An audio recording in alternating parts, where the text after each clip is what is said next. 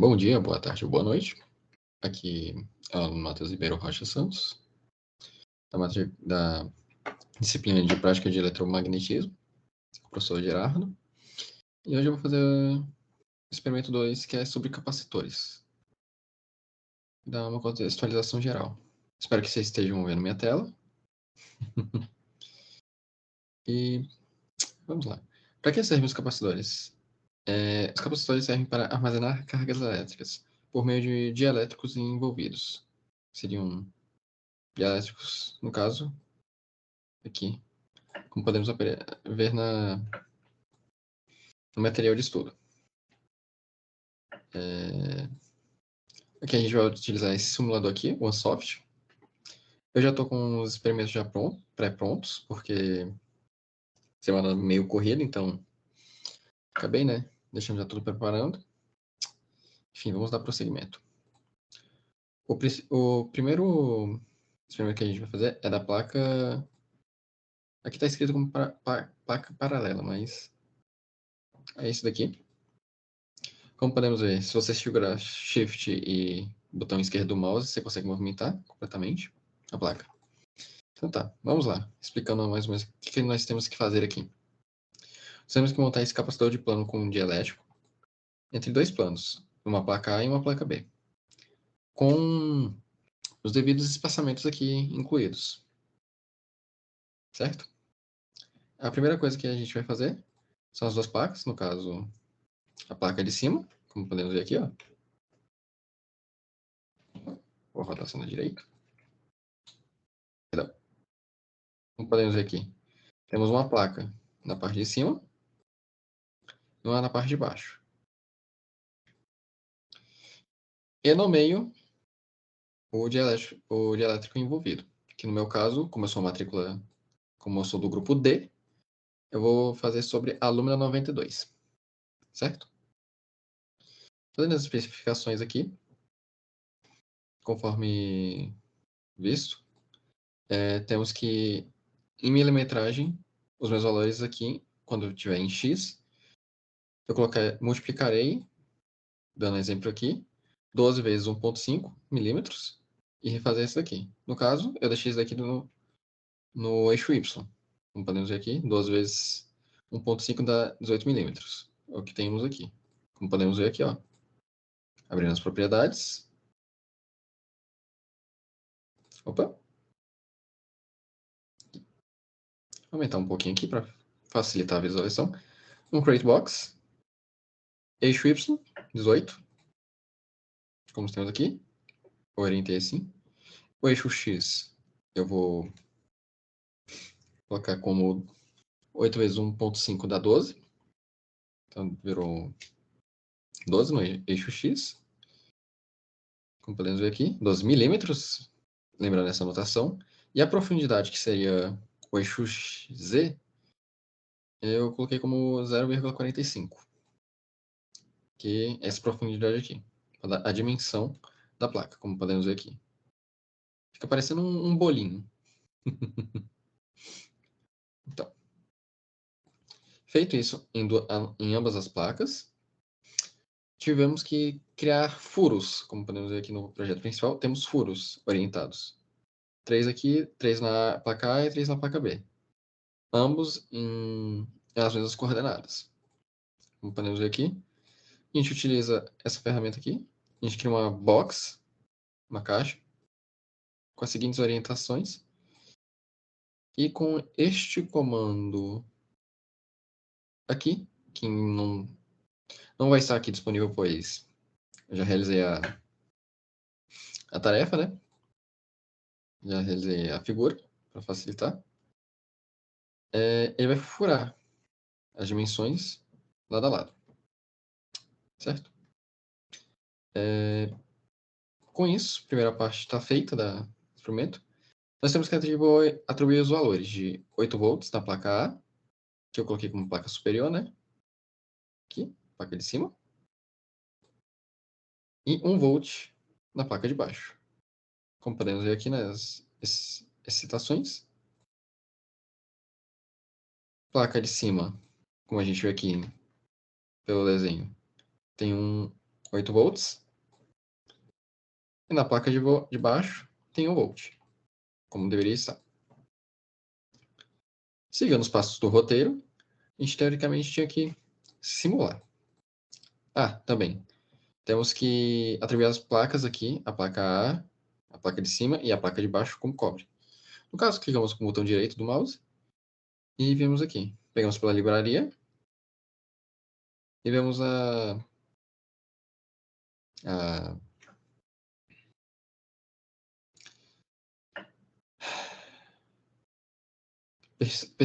permissividade do meio. Me fugiu a palavra, perdão. Atribuído a isso, também atribuímos o nosso tipo de dielétrico, que é a alumina 92. Temos aqui. Nas propriedades, que é 9.2.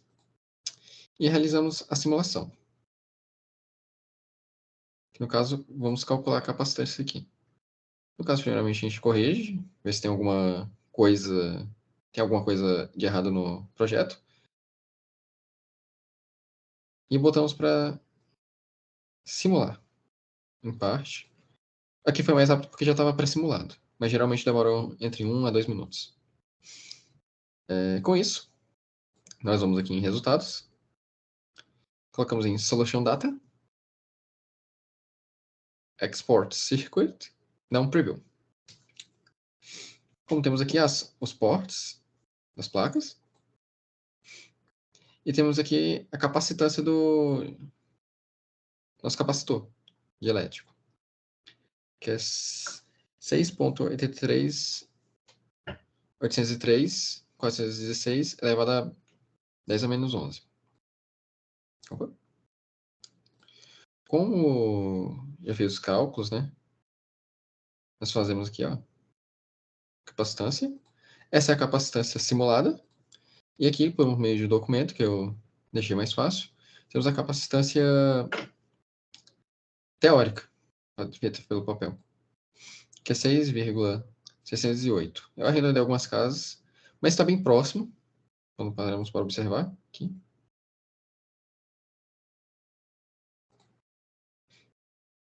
Está bem próximo do que foi simulado.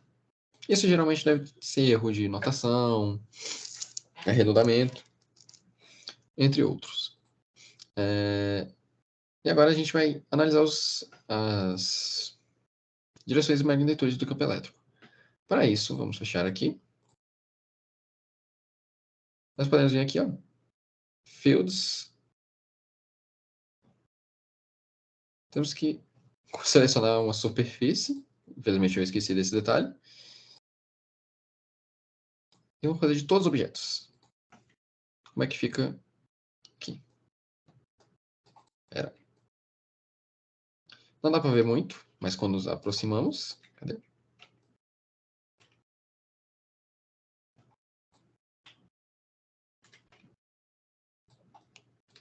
Podemos ver como que o campo elétrico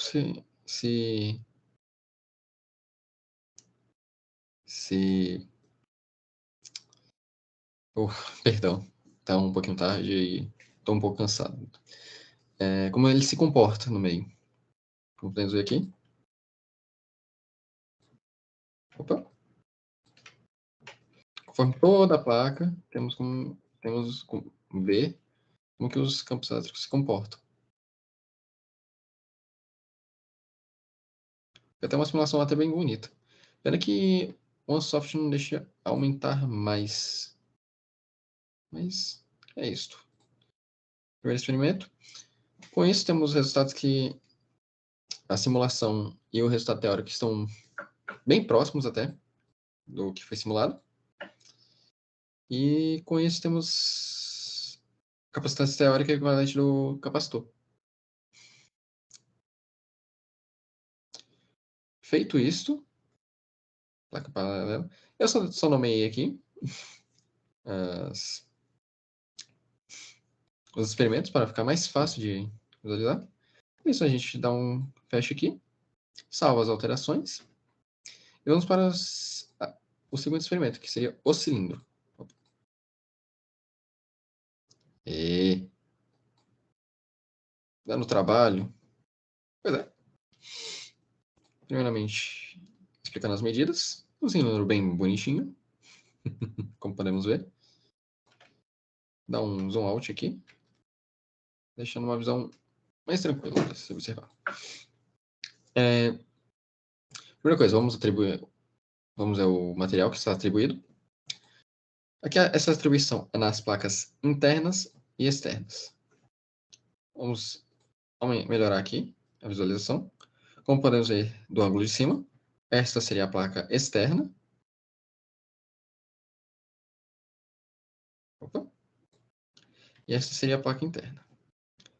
O dielétrico, que no meu caso é a mica,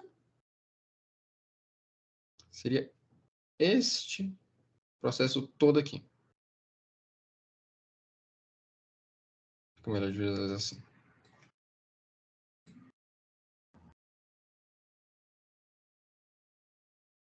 Como podemos ver. Enfim. Continuando.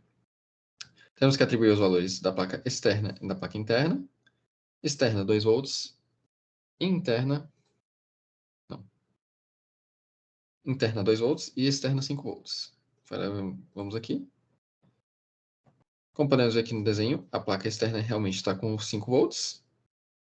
E a placa interna com os 2 volts de tensão. Continuando,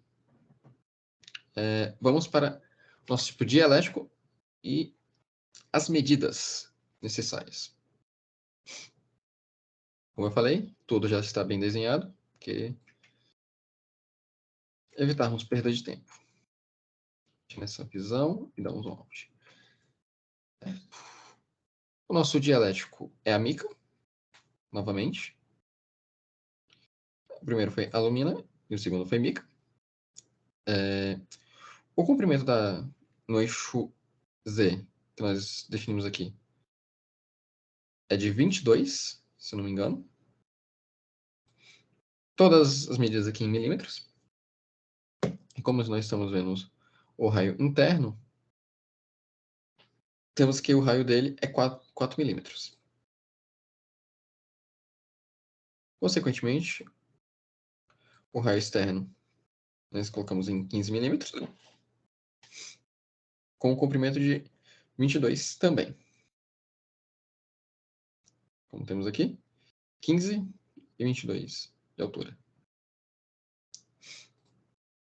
E a mica seria a diferença desses negócios, dos dois raios, que no caso seria 11 ou 12. Deixa eu ver aqui, novamente. Comprimento 4... temos a espessura também. Que essa espessura nós vamos subtrair por meio de uma das paredes, que no caso eu fiz do raio externo. Então, essa espessura, colocamos aqui, subtraímos daqui e criamos a espessura aqui da mica. De raio 12, que seria o raio externo, menos a espessura da parede, que seria essa daqui, que daria 12, para caber como um recheio no nosso capacitor. É engraçado falar isso, mas acontece. Com isso analisado, nós testamos de novo e botamos para o nosso software fazer a simulação e gerar nossos parâmetros, no caso, os nossos resultados. O processo já foi explicado, vemos aqui. Vemos que a capacitância do nosso cilindro é de 6,66, elevado a 10 a menos 12 Faraday. Com os cálculos aqui do experimento 2, temos aqui 6,16 vezes 10 a menos 12 Faraday. Valores bem próximos, como podemos ver.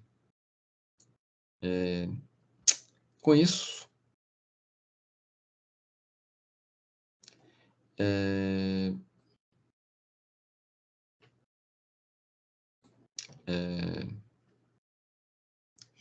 Vamos ver uma análise, né, das direções do campo elétrico.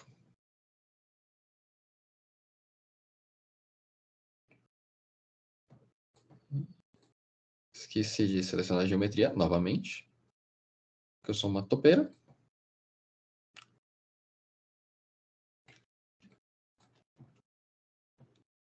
Não parece que dá para ver muita coisa. Porém, e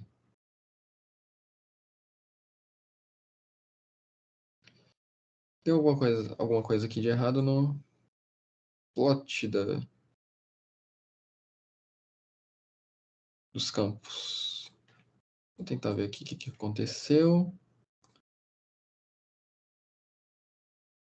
Plot. Não. Fios interno. Vamos ver. Por algum motivo não está gerando o plot dos campos.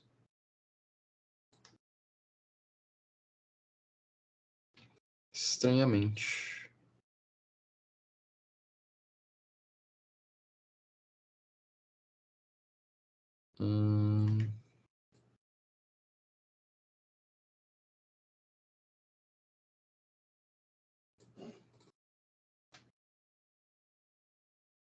Deixa eu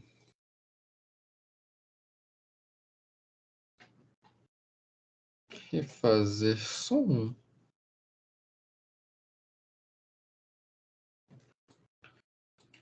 Que eu acho que...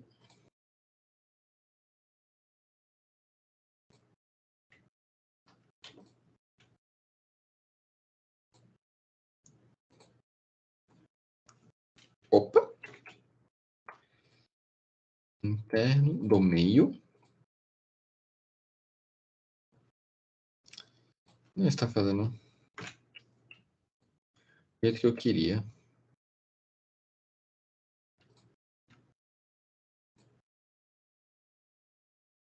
Aqui, ó, os campos finalmente mostraram. Olha só. Foi só brincar. Vamos poder ver. Os campos estão direcionando para ao redor do dielétrico. Dialético, no caso. Pois é, o OneSoft é um pouquinho demorado para simular, mas ele vai.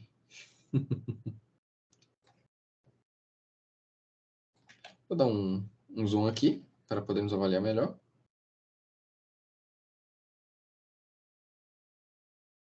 Maneiro demais.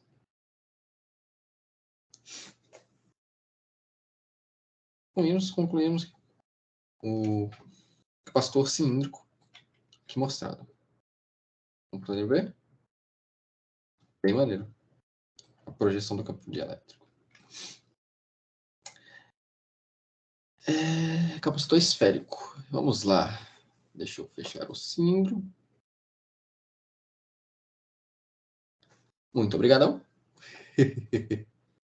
A minha bolotinha aqui bonitinha.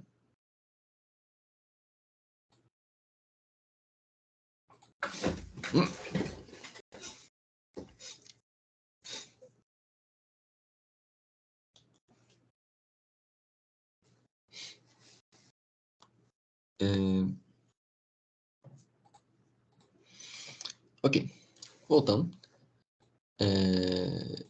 Aqui nós temos o capacitor esférico com dielétrico.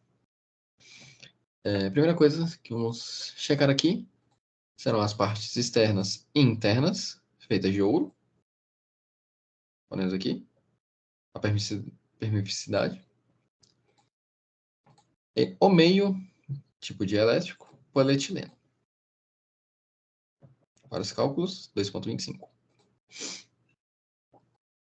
Feito isso, perdão. Feito isso, vamos para as medidas. O raio externo seria 14 e o raio interno seria 3. Então, interno seria 3. Porém, como nós temos espessuras das paredes, nós temos que acrescentar pelo menos mais 2 milímetros aqui. aos cálculos da espessura. E na parede externa, não é necessário.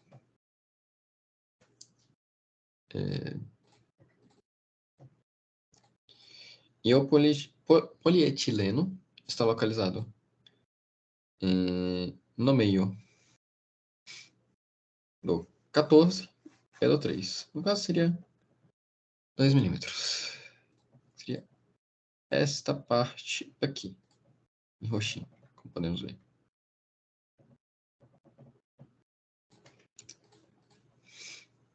Feito isto, vamos calcular o valor da capacitância. No caso, o Ansoft faz isso por nós. Ele é camarada.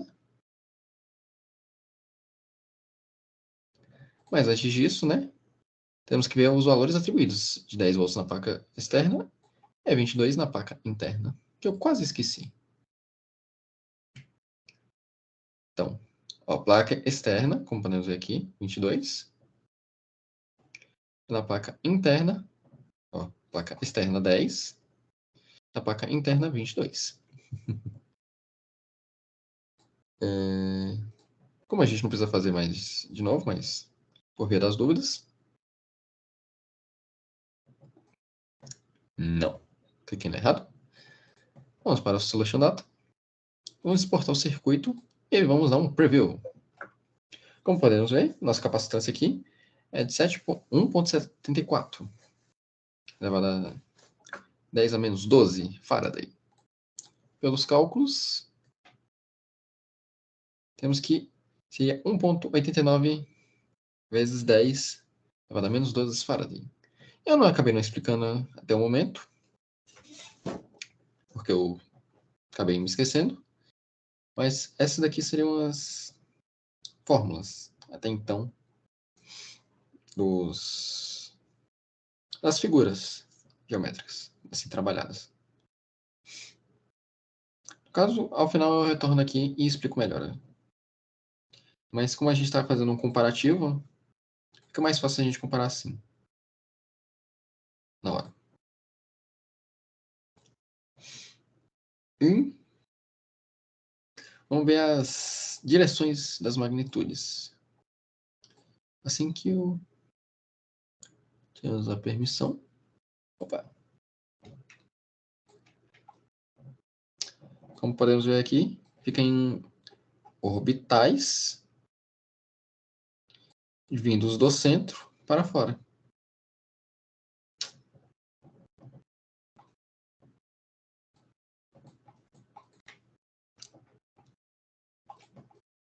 Como a gente já está aqui na esfera, mas esfera com 1 dielétrico, a gente vai fazer agora um capacitor esférico com 2 dielétricos. Que no caso, a gente pega esta esfera aqui e pede para partir ela. Sério? Sim. E aqui eu estou pedindo para manter os dois lados, para não ter mais trabalho. Então, nós temos uma parte aqui, vou mudar o ângulo para facilitar a visualização. Temos essa parte.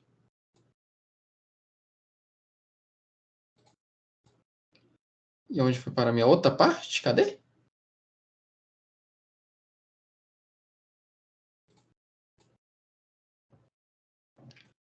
Eu acho que deu uma enroladinha aqui. Split from.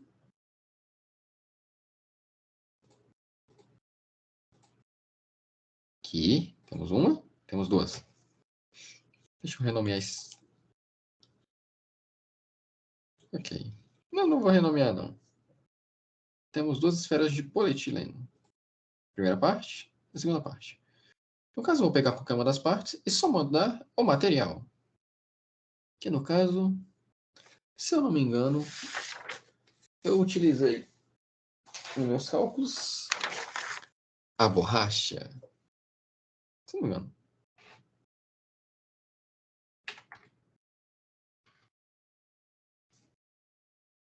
Azul.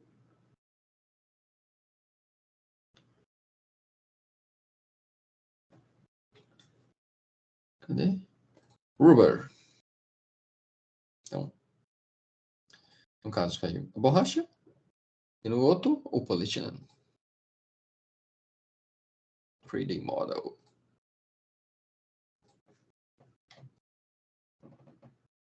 Mas o modelo 3D está certo.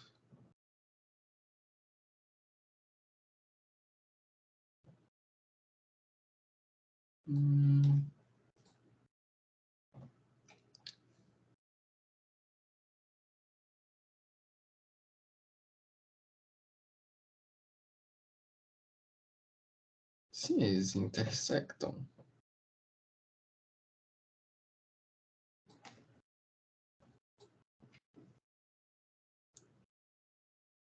Probleminhas técnicos. Acontece.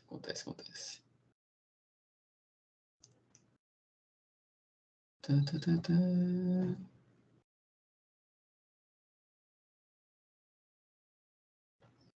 Ah, polietileno. Então,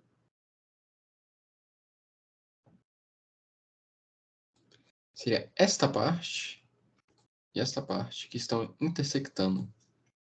Por isso que não está deixando eu fazer a simulação. Que no caso, roubou! Aqui pegou a parte que não deveria.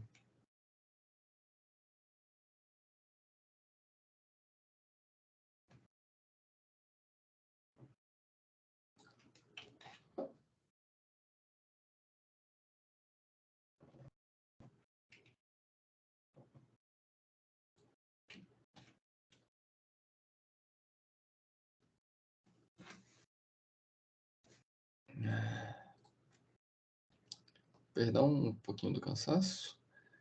Subtrair.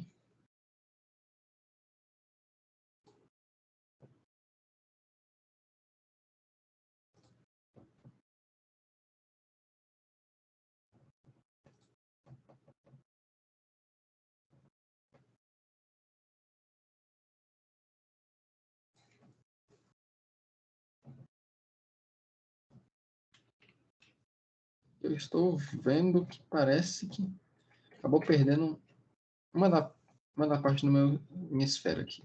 Só um segundinho, problemas técnicos, mas acontece. Tá, o polietileno seria esta parte. Vamos ver se ainda está dando erro. Sim.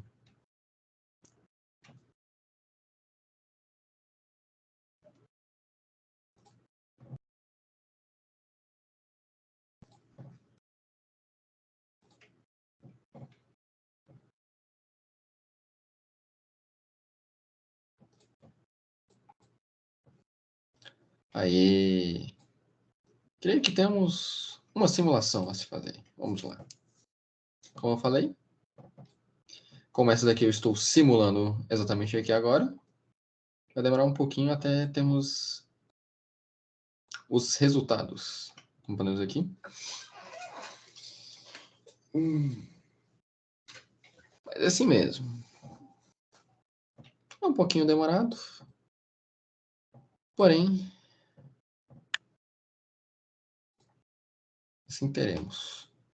Basicamente, enquanto vai simulando aqui, vemos que os padrões não mudaram. Então, podemos realmente utilizar a mesma esfera. Não mudou nem material, nada. Só acrescentamos um dielétrico, que o professor que aqui não teve nenhum tipo de especificação. Eita, que está demorando. Mas, como eu falei, demora mesmo. Enquanto vai simulando, aqui, explicar uma parte das equações. Como temos aqui, a primeira equação do primeiro experimento, lá atrás, C representa a capacitância do meio.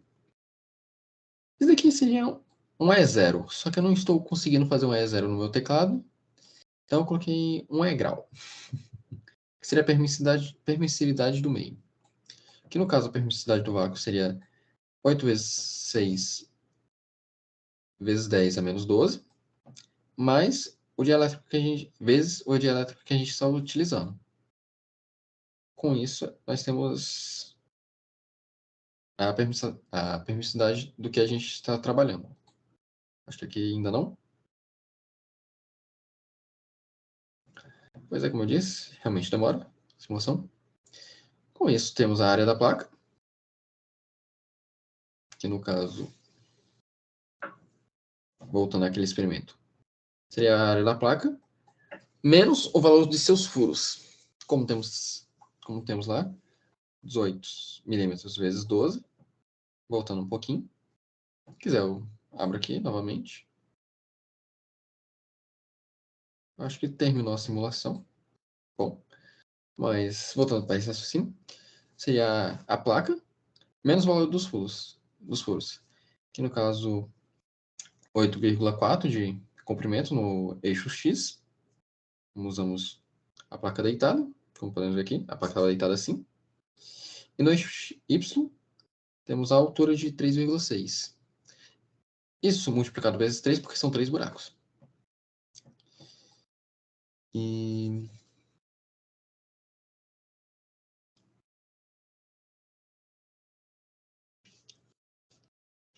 Perdão. Com isso, dividido também pela distância das placas, que seria 0,1 vezes 1,5, que daria 0,15. Com isso, esses valores estão em milímetros. Em Faraday, a gente calcula em metros. Então, divide por 1000, que daria esse resultado. Basicamente, a permissividade do meio modificou, né? Porque o segundo experimento a gente utilizou o dielétrico de mica. Então, a gente pega o comprimento do cilindro, no eixo Z, né? Como a gente teve, vezes a permissividade do meio, vezes o valor de π, que no caso a gente usou, eu, pelo menos, particularmente, usei o valor cheio de π da calculadora, vezes 2. Tudo isso sobre o ln do raio do cilindro maior sobre o raio do cilindro menor, que temos aqui. Só colar aqui minha lapela improvisada. Para o terceiro experimento, temos que a permissividade do meio de anterior que nós utilizamos, que era o polietileno, que é 2,25. Perdão, vou mostrar minha cara. Aqui. Mesma permissividade do vácuo, com os raios da esfera maior, vezes os raios da esfera maior e menor. No caso, já fiz os cálculos aqui direto, deixando em milímetros, vezes o valor cheio de π, vezes 4. Tudo isso sobre 0,009, que daria esse resultado aqui. Como a simulação terminou, vamos ver os resultados. Preview. Vamos ver aqui. Dá 1,93 vezes 10 a menos 12 Faraday. Que no caso, está até bem próximo do que temos aqui. Possivelmente isso daqui foi um erro de arredondamento. No experimento 4.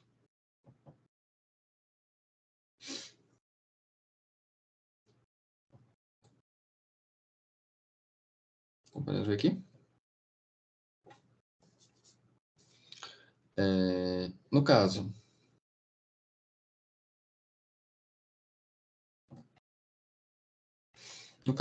entre essas diferenças da permissividade do meio, como nós temos duas permissividades, dois dielétricos, no caso, nós somamos eles e multiplicamos pela permissividade do vácuo, que daria esse daqui, essa parte da equação aqui.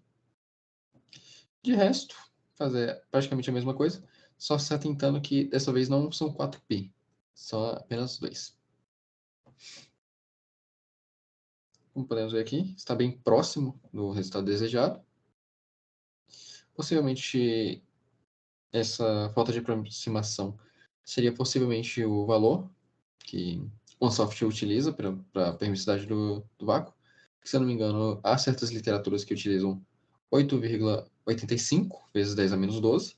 No caso, eu estou utilizando o 8,6, que geralmente é utilizado em livros, em outras literaturas.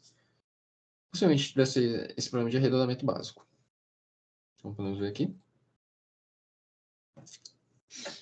E vamos mandar de novo botar o meio. Opa.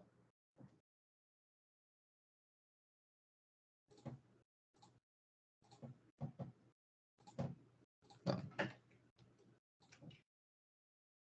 Possivelmente vai demorar de novo.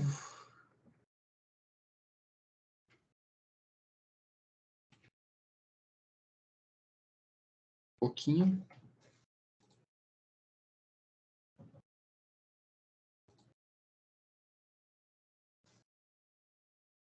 Vamos tentar fazer de novo um field overlay.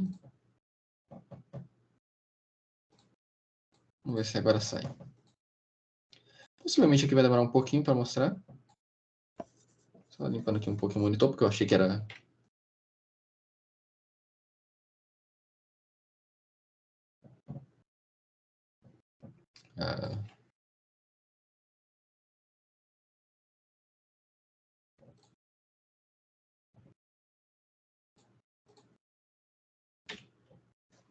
Ok.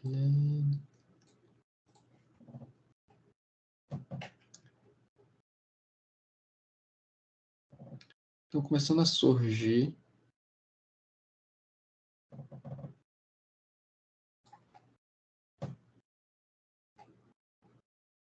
Dá um belo zoom aqui. Para poder ver o comportamento do campo acabou se alterando um pouquinho. Infelizmente, não está girando tanto quanto eu gostaria aqui, por algum motivo. Nós podemos ver que bem pequenininho, se demos um zoom bem adequado, quando conseguimos ver que está plotando vagarosamente.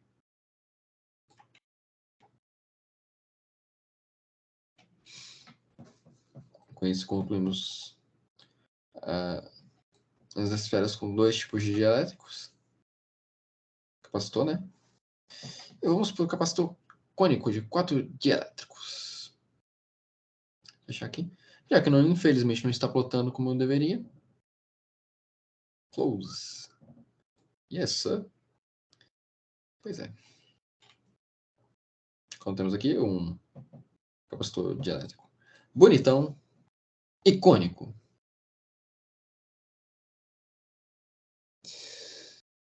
Primeiramente, vamos fazer as placas como ouro, as internas e externas, como podemos ver aqui.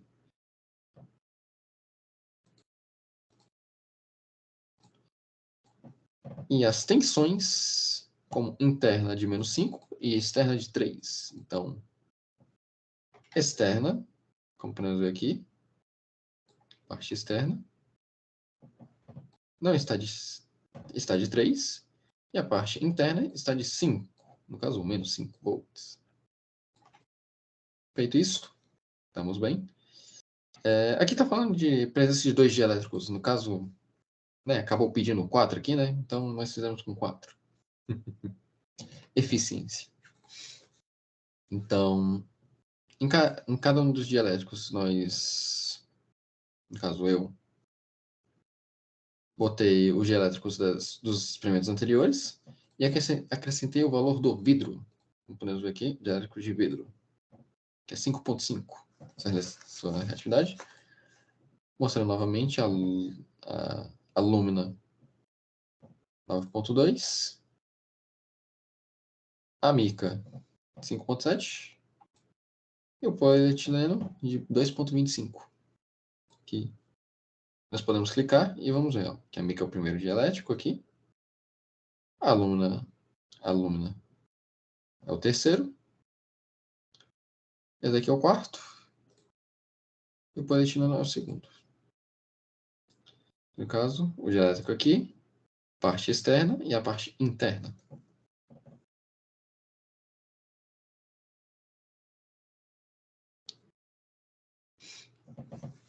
No caso, botamos agora para simular novamente. Dessa vez não teve a demora que teve no anterior. Porque já deixei pronto, né, a simulação. E vamos aqui. Este eu já adianto que foi capacitor que deu mais diferença. Aqui no caso aqui, deu 3,29, elevado a menos 11. Aqui deu 4,018, vezes 10 a menos 11 Faraday. Infelizmente, essa diferença possivelmente deve ser dos erros de arredondamento, ou até mesmo as constantes utilizadas. No caso, para o cálculo da capacitância do capacitor de cônico, né? Voltando aqui. Nós utilizamos os 2π, a permissividade do meio. Dessa vez a gente soma 4 permissividades e as dividem. E é bem importante isso, porque a gente tem que dividir por 4. Por causa da área atuante aqui. Nós pegamos 4 áreas diferentes. Multiplicamos pela permissividade do vácuo. Com isso, fazemos o logaritmo de 1 mais 2 vezes a espessura total, que no caso é vinda dessa tabelinha aqui. Podemos ver. E como podemos ver aqui,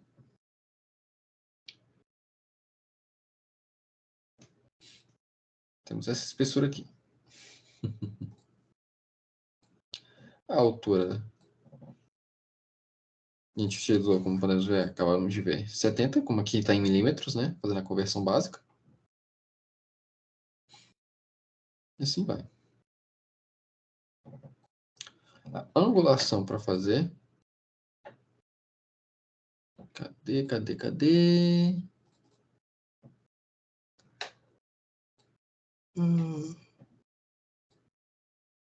Perdão. Mas quando selecionamos aqui, ó, podemos fazer a angulação que está entre esse raio e esta... Oh, meu Deus. Tá meio complicado a cabeça funcionar, mas tá tranquilo.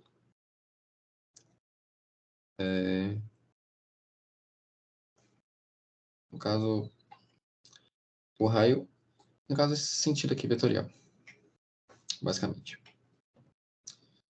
Enfim, como podemos ver, as capacitâncias até que estão aproximadas. E, novamente, vamos tentar fazer os fields overlays. Como podemos ver aqui foi mais rápido. Todos se concentram em um só meio, no caso, o eixo Z.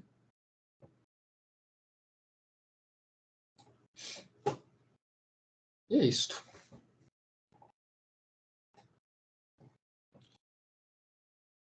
Enfim, esses foram os experimentos. Temos como resultado que teoria e a prática andam bem lado a lado, com as suas devidas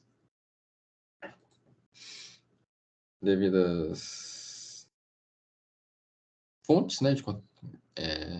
Não seria uma fonte de confiabilidade, seria um intervalo de confiabilidade. Sendo assim, temos isto. As referências são essas daqui. E, basicamente, tudo aqui foi feito na mão e na raça. No mais, é isto. Muito obrigado por assistirem. E, 3 formas de medir a capacitância. Quando possuímos o capacitômetro universal, nós podemos fazer aqui para o link o cálculo, né, da capacitância, utilizando a ponte de Hertzsprung. Também podemos utilizar um multímetro. E, basicamente, os cálculos. No caso, lei de Gauss. Lei de Gauss, não diria. Ok. Mas, enfim. É isto. Enfim, tenha um bom dia, tarde e noite. E até a próxima. Tchau.